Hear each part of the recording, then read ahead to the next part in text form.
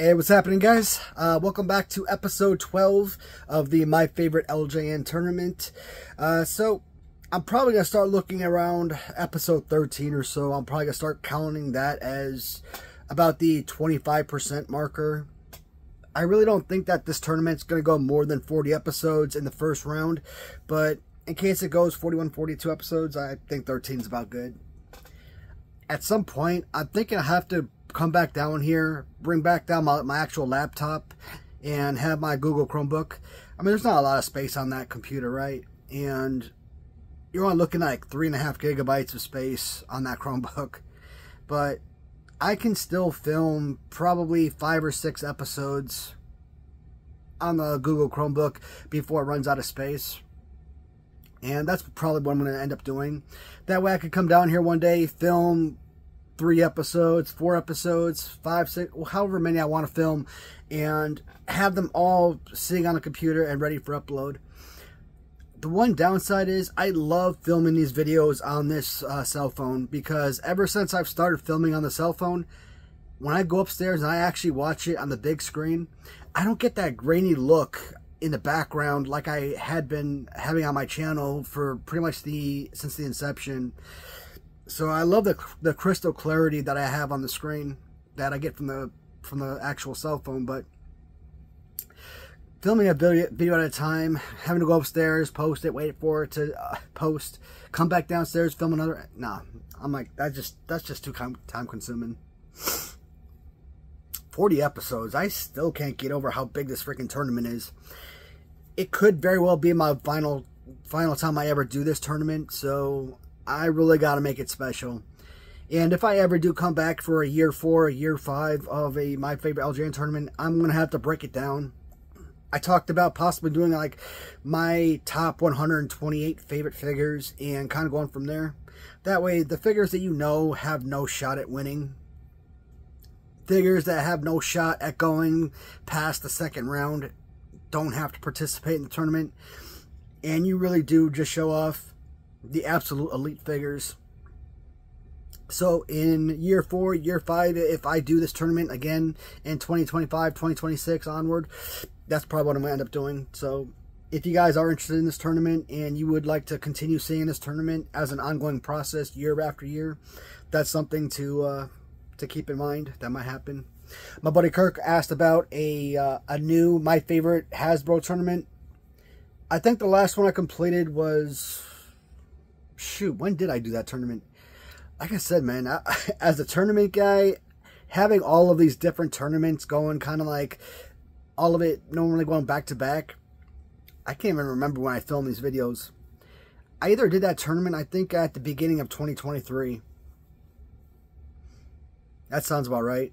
Sometime in early, maybe running into mid-2023. So, I mean, it's technically time for a new Hasbro tournament, but there really are a ton more customs I want to get, Hasbro customs, before I do another tournament. That way it actually makes it worthy to do another one.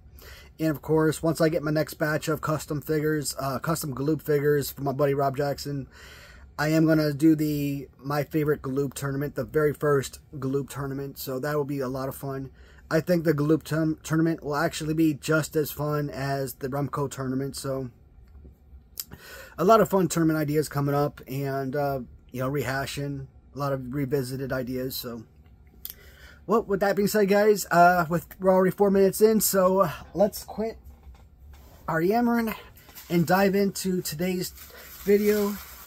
And our first matchup is going to feature Jim Neidhart Blue, as he will square off against Hakushi.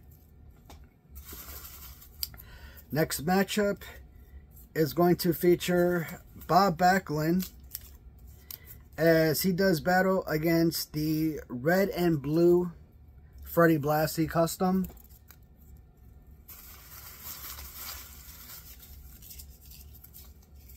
Number 3 matchup is going to be,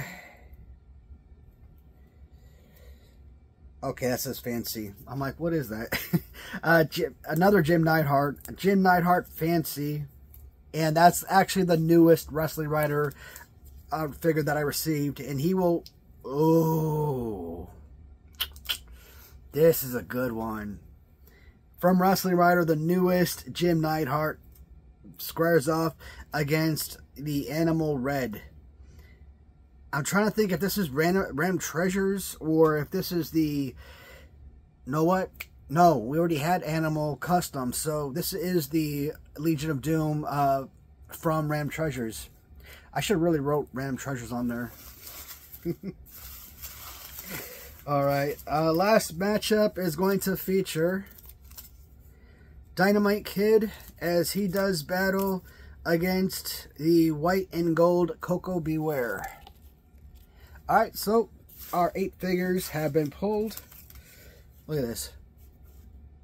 Nowhere even remotely close to being done. So I'm going to go ahead and pull the figures, and I'll be back in a split second. Alright, folks.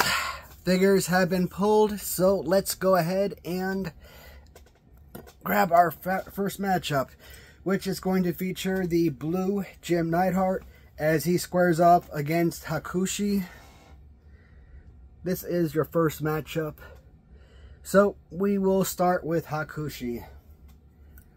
Hakushi actually comes from the Raider Nation, and oddly enough, he did not put his initials on here, because normally Kenny Lester.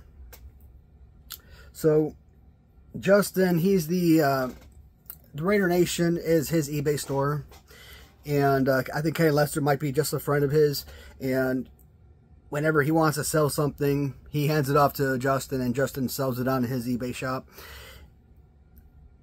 Kenny has some of my favorite figures. Don't get me wrong. I've said in the beginning, a lot of the early going figures that I had from the Raider Nation were some of my favorite pieces. Oh, excuse me. Coco Beware and what was the other one? Oh, the black and gold Honky Tonk Men. I was actually in Iraq, January 2022, when I bought those 2 figures. And I think Honky Tonk Man was the first one I pulled the trigger on, and probably within days, or if not sooner, I bought the Coco Beware figure. And being overseas and having that extra income, yeah, it was a lot easier to go pull the trigger on those figures. Because 2022, I still consider to be relatively early in my LJN collecting. I had only been collecting for probably less than 6 months at that point. And yeah, I had a pretty solid amount of customs, but not a whole lot. And so those were actually some of my earlier figures. So a lot of those earlier figures, I include figures like the Billy Jack Haynes figure that looks like, or the Hercules figure that's used from Billy Jack Haynes. And I saw it all the time. What I loved about the Raider Nation is they take figures, really expensive figures, okay, Billy Jack Haynes and Outback Jack, and they take Coco Beware and Harley Race, okay, Rick Martel. When most people customize LJNs, they go for the inexpensive figures. The Jesse Venturas, the Roddy Pipers, the Hillbilly Jims, the Nikolai Volkovs of the world. So, you know, Junkyard Dog would be another very customizable figure. And it's not always Junkyard Dog that's customized. They might turn him into, paint his skin and turn him into another wrestler. I have a really fantastic Jim Neidhart with that pose. So, I always appreciate the fact that the Raider Nation didn't cheap out on the particular figures that they used, or LJN characters that they utilized to create somebody different. And we got manager Shinjo and wrestler Hakushi. Good looking figures. They weren't like the most standout figures. Like when you look at this, it's like, okay, Hakushi looks fantastic. I actually remember this character, not by name. I remembered him because of the tattoos on his chest. The body tattoos, that's it. I did not remember his wrestling technique, any of his matches, any beefs that he might have gotten into. Did he wrestle at this SummerSlam, this Survivor Series, WrestleMania? Was he part of this Royal Rumble? I don't freaking remember. I have no idea. I know he was a 1990s wrestler because that was a time I was watching wrestling and he was definitely there. But my memory isn't the greatest, and he just wasn't that big of a player, I would say. Someone I really cared a lot too much about to actually take too much of an interest. I think this is one of those guys where he'd come in for like a squash match, and that would be it. Utilizing Ricky Steamboat, one of my least favorite LJN original figures. I could understand, and for this particular character, it makes sense. And I love the fact that they were all able to alter the hands just enough so that when he has his hat on, he's actually holding the hat in place, so it doesn't actually fall off his head. And I don't think that this thing would fall off his head regardless, okay? But the fact that you can actually kind of slide it into his hand and keep it there as that added bonus, added protection, is absolutely fantastic. This is a quality figure, and it took a while before I've seen this on his page for the longest time, and eventually I pulled the trigger and bought the figure and his manager. This is, I would say, a second, maybe even a third round figure in my opinion, but in a matchup like this, he is going against Jim Neidhart. Jim Neidhart, back in 2022. Right after I completed the very first My Favorite LJN tournament, shortly thereafter, I made a list. I think it was like episode 39 or something. I think episode 30, no. Yeah, that sounds about right. I think episode 38 was probably like my top 10 favorite. Episode 39 was probably my top 10 least favorite, or vice versa, LJN figures. And I had Jim Neidhart number 8. I think Jim Neidhart is still technically a top 10 LJN figure, but I had SD Jones at number 10. SD Jones, if SD Jones isn't a number 1, he might replace Greg Valentine at number 5. That's how perfect that figure is. I think I'd probably push this one back to number 10. Still a fantastic figure. And I think someone like Warlord, who I probably had at like number 9, would probably fall off the top 10. Again, another perfect figure, but there are other figures I might covet more for whatever reason. There are a lot of Hart Foundation figures. I mean, absolute tonnage when it comes to both original and customized figures of both Bret and Jim Neidhart, with a couple additional Owen Hart figures to boot. So, got a couple different variants of the Hart Foundation. A couple variants where they're just blue pants. And I got another set of variants where they have the black line down the leg. So when I says Hart Foundation or Jim Neidhart blue or Bret Hart blue, this is what we're talking about. If it says blue with stripe, well, it's self-explanatory. Plus, the customization is fantastic. I mean, I don't mind. Jim Neidhart, I get it. He was supposed to be like this bruiser in the ring, but I just never was a big fan of Jim Neidhart. Like, his in-ring didn't really appeal to me that much, from what I could remember as a kid. Obviously, if I go back and watch his matches as an adult, I would probably have a much greater appreciation. But I absolutely love his action figure, right? And what do I say? This is a action figure first tournament. So, this is a perfect piece, and I would actually might covet it over this for simple design and accessory to boot, but in terms of playability, look, yeah, Jim Neidhart for me is a very simple answer. Another Jim Neidhart figure moves on to round 2. This battle is very interesting. From Random Treasures, we get Bob Backlund, and he squares off against Custom Freddie Blassie. We will start off with the Backlund figure. So, Bob Backlund is just another B. Brian Blair figure, right? B. Brian Blair, LJN original, is a fantastic figure. Probably a top 25 LJN figure. At worst, top 30. So the play pose, though it's not the most perfect, for B. Brian Blair, because you want all the LJNs with different poses, and for the most part, LJN was really successful in giving each individual figure their own pose. Yes, the pose for B. Brian Blair works beautifully. I don't mind it. On Bob Backlund, I don't know. When I saw this particular pose for Bob Backlund, I couldn't get behind it. Even when I first bought the figure. Now, mind you, when the figure first came out and we bought it, I was so enthusiastic, so grateful to pick this figure up. One, it's Bob Backlund. I don't remember the early 80s or 70s Bob Backlund. I remember Bob Backlund that came back in the 90s. And the Bob Backlund that stayed in the Royal Rumble for like almost an hour type of Bob Backlund. The psychotic Bob Backlund that put Bret Hart a chicken wing and stuff like that, okay?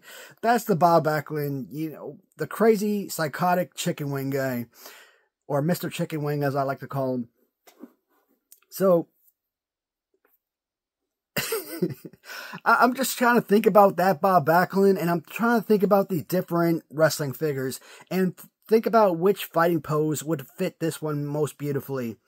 When I think about figures like Kamala from Hasbro, and they put him in a jumper body with the fused legs. And I went through all the different Hasbros, and I'm like, you know what? Maybe Hasbro was right. Maybe they made the right selection, because looking at all the different body types, the closest would probably be like Typhoon and Earthquake and Bam Bam Bigelow. Other than that, Yokozuna, which, you know, 500 plus pounds, you couldn't really do that for Kamala. So, all the different body types, no other body pose really meshed well with Kamala. And when I looked at this, it just didn't mesh well. And by kind of think about the different figures, I'm like, well, did they make the right decision? Because who else could we have used? For whatever reason, I'm kind of picturing Jimmy Garvin, UK exclusive from Galoob, with Bob Backlund in that particular pose. I don't know why. It just kind of stands out to me. Maybe it would not fit his style of wrestling, but just something different, I guess. They put Mr. Perfect in the Scott Steiner Galoob fighting pose, right? So you could move around, do some things differently. So enthusiastic to have gotten this figure when I first acquired him, but over time, my love and appreciation dwindled so severely. I was just appreciative because I had completed the LJN line. I picked up every single figure, and if I wanted to keep collecting LJNs, the only way to do so were via customs. So when Ram Chargers came out with this figure, I was enthusiastic. But it was like a blind enthusiasm, as I said before. In reality, after X amount of time had passed, and every time I got the opportunity to talk about this figure, look this figure over, look at all the discrepancies on the figure, and I'm like, Bob Backlund LJN has turned out to be one of my least favorite LJNs ever. And you know what? This figure does have paint loss, chipping on the trunks. Hair looks solid. But, like, when you look at his arms, right? All you're doing is maybe a little bit like that.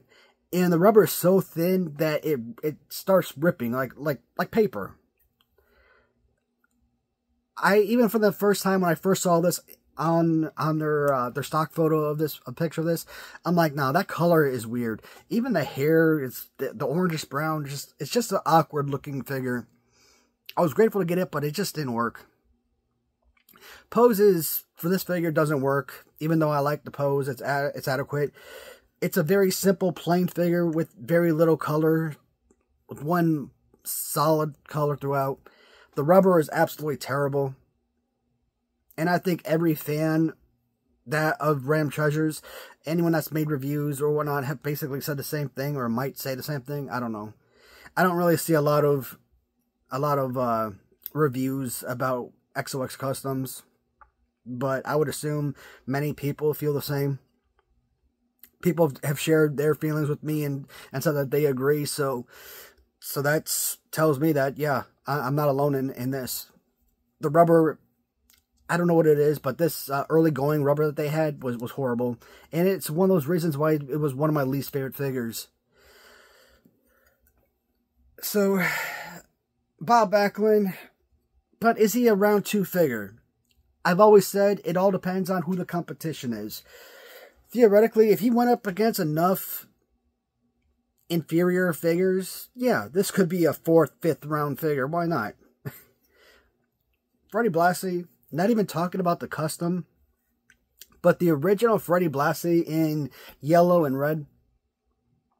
A lot of people don't like that figure because they think it's so plain, where he is more synonymous with like wearing like these bedazzled jackets or what have you.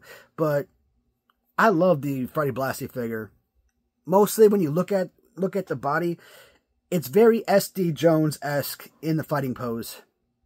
And yeah, when I first created my channel, having never had LJNs ever, and wanting to do this my favorite LJN tournament, when I first created the channel, the whole purpose of creating a channel was to make that tournament. So I had to do more than just talk about the look and design, colors about the figures. I wanted to be able to talk about grip and playability and usage of the figure, right? So I had a couple tournaments or Royal Rumbles I put together, and I loved using Freddie Blassie in those tournaments. He was just so much fun. Now I have to look at it from a realistic standpoint. Here's a 60-something-year-old man. He's obviously not going to be in a Royal Rumble for long. In real life, this man would be in there for like half a second, be clotheslined over the ropes, and bam, he's gone. Type of deal. But it was a fun figure. You enjoy using SD Jones, you can enjoy using Freddie Blassie. And when I did the My Favorite Manager tournament, damn, best believe Freddie Blassie to me was a legitimate contender. In all honesty, not talking about customs, well, yeah, you could throw customs in there too. Between all the customs, all the original figures, Bobby Heenan and Freddie Blassie, I think it really boiled down to those 2 figures. Maybe it was a possibility that the referee, because I think I threw the referees in there as well, under the umbrella of manager. So maybe that was a possibility to see a referee win. But I really felt that Heenan or Freddie Blassie gave you your best option. Bob Backlund's not a good figure. Do I still classify Bob Backlund as my least favorite or worst Ram Treasures figure? I don't know. There's certain figures, like the Macho Man commemorative piece. I really want to love that figure. I really did. And I still do. But to me, it's just Ron Simmons. And Ron Simmons, to me, growing up, had always been the worst figure ever made. So I love the color, and the look of the Macho Man figure was solid. But that Ron Simmons pose puts it on the very bottom of the figures. Mil Mascaris, whenever I look at him, all I see is the Iron Sheik. Ron Bass, all I see is Bruno Sammartino, right? When I look at this, I can say, okay, all I see is B. Brian Blair, but it goes more than just seeing those other outlets. So I think Ron Bass has to be removed. I think that's a really solid figure overall.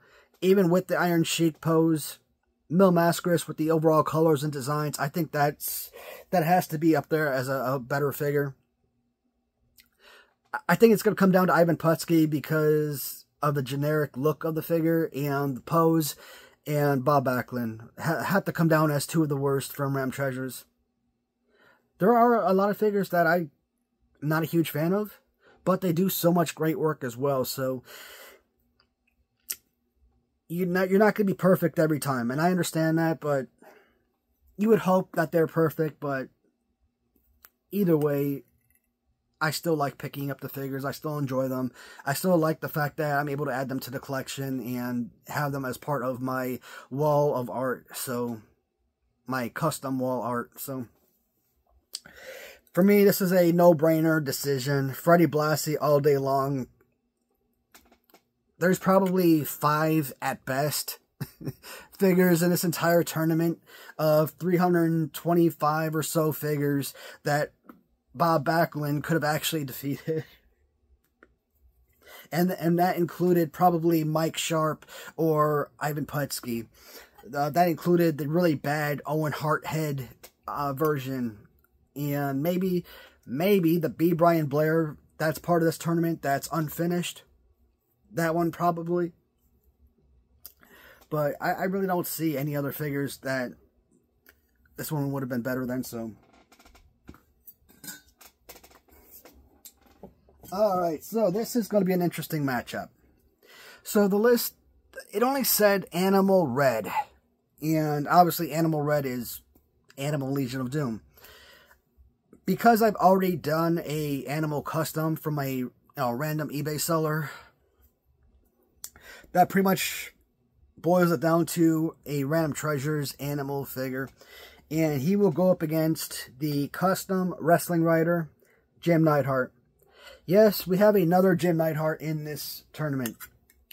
So, Wrestling Rider, again, for the longest time, had my utmost respect and admiration and appreciation for the work that he did. At one point, shoot, you look at my wall, probably 50 figures came from Wrestling Rider, and now obviously that wall has like probably 200 plus figures. But there's a reason I stopped buying from him, man. Every single time he had a figure, hey man, do you want this? I don't even care what it is. What do you want for it? 80 bucks? I'll buy it. PayPal money, bam. It was that simple. Because I wanted everything he made, because his work was so good, in my opinion. And I always shouted out his work. Then in like January 2022, I came home, right? I left Iraq and I basically retired at that point. So, I'm trying to think, because there were some stuff that I was in discussions with while I was actually in Iraq. So I was talking to him about, and there were things that were ongoing even up until the next year. Probably January, March, April of 2023. So there were a lot of stuff, and there were a lot of things he was working on, and I either buying the figure, send it to him, pay him for his work. He'd buy a figure, I'd pay him for, reimburse the figure, reimburse for the heads, decals and all that. Pay him for, obviously, the work. And I had no problems paying him up front. I've always paid him up front.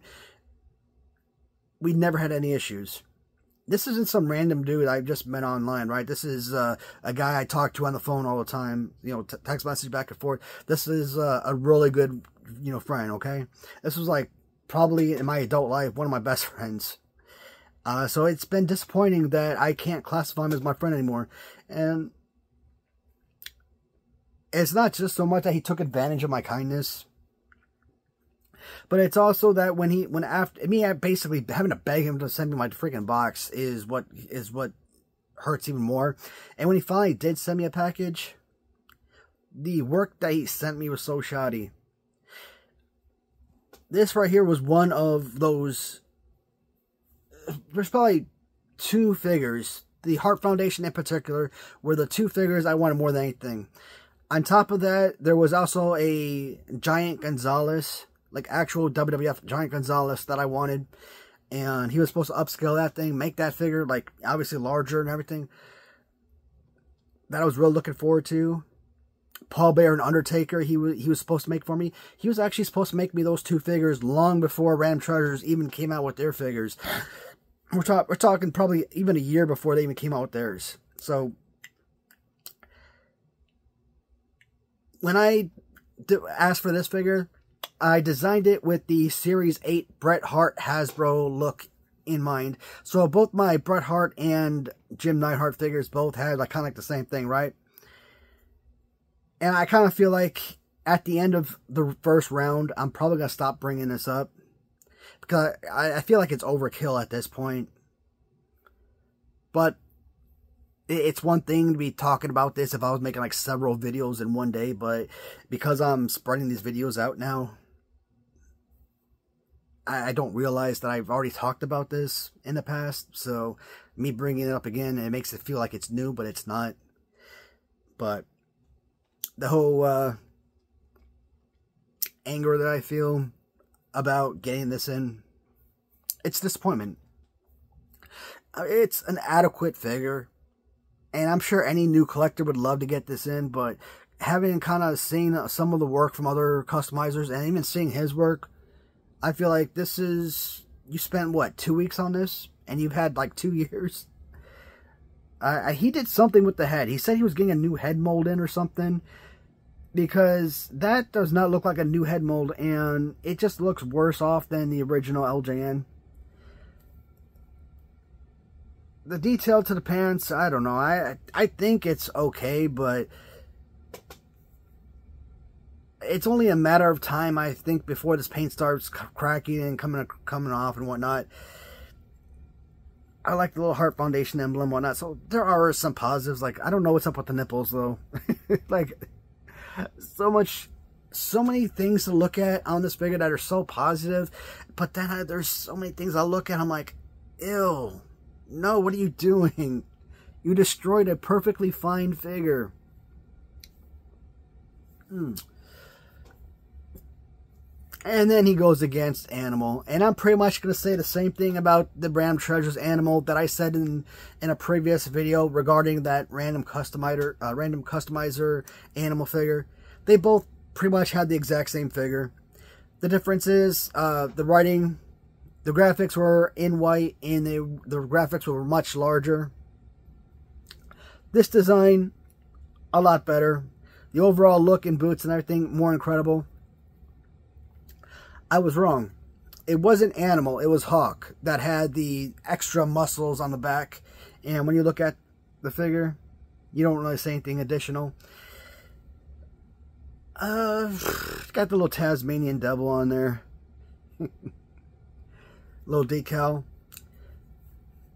What really makes this, and why I've said that this figure, or why I said the Legion of Doom from Random Treasures were probably one of their cream of the crop figures for the longest time. It's not so much play pose, and it's not even so much character themselves. It's because of stuff like that. I don't know, man. I know painters and sculptors and just, I don't know, I'm not an artist, and it makes me mad at just how talented some people are. You look at this and it looks like it's computer generated, printed on there. Like, how do you make that so pristine? How do you make those lines so clear, so straight? I'm like, that is freaking incredible. I don't like the Ken Patera / One Man Gang pose, but the freaking face paint is what makes this one of the greatest figures. I've talked about the $400 price tag associated with Legion of Doom, which sucks. And I'm trying to think if the Black Road Warriors variants with the spikes, if they came down in price. Because I don't remember if I paid $400 for those. I think I paid less. I mean, it couldn't be paid less by much, but I don't think they were $400. I could be wrong. It could have been $400, but that's incredible. For me, based on playability, Jim Neidhart all day, every day, right? And theoretically, based on this look and with this design on these pants, alright, Series 8 Hasbro Bret Hart. He was a finalist alongside Yokozuna in the My Favorite Hasbro tournament. Him and the Mega Maniac custom Bruce Beefcake were, you know, a final 3. Because I had odd number figures.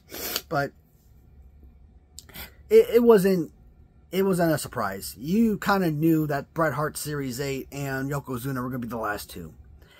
So, and it's because of the design of the pants of that Bret Hart figure, along with the fighting pose and look and the character. So all of that with this Jim Neidhart, this should be like a round 5 figure. So when you see him get eliminated in the first time go, you know that there are a lot of things about this figure that really need to be upgraded. Now, someone might come out and say, well, hey, you know, you got a lot of customizing friends. Why don't you just send it to one of them and have them, you know, fix it for you? For starters, I paid a fortune to someone who is supposed to take care of all that for me, and then having to pay someone else even more money to repair that, I don't want to do that. I will suck it up and keep what I have. Does that mean I won't ever make those changes? Won't ever have someone fix it for me in the future? Possible, but right now, it's fine. It's not the worst thing ever. It could be worse. So, I'm going to save my money in the short term. Last matchup is going to feature the custom Coco Beware as he squares off against original Dynamite Kid. And Dynamite Kid, as I said, with the British Bulldogs in general, small figures, we could deal with that, right? We could deal with the size differentiation between the British Bulldogs and someone like the Dream Team. The pose, I despise the pose. To me, it's not necessarily unplayable. It's just not a pristine, enjoyable pose. Like I've always said, they're nothing more than jump from the top rope, flying clothesline type of guys. One arm under, and not even, a lot of time, depending on the character, not even the best one arm body slam. So they're not, either Davey Boy or Dynamite Kid, neither one are enjoyable figures. They're acceptable. Best case you can hope for is that they are acceptable figures. They're not great. They're not good. They are acceptable.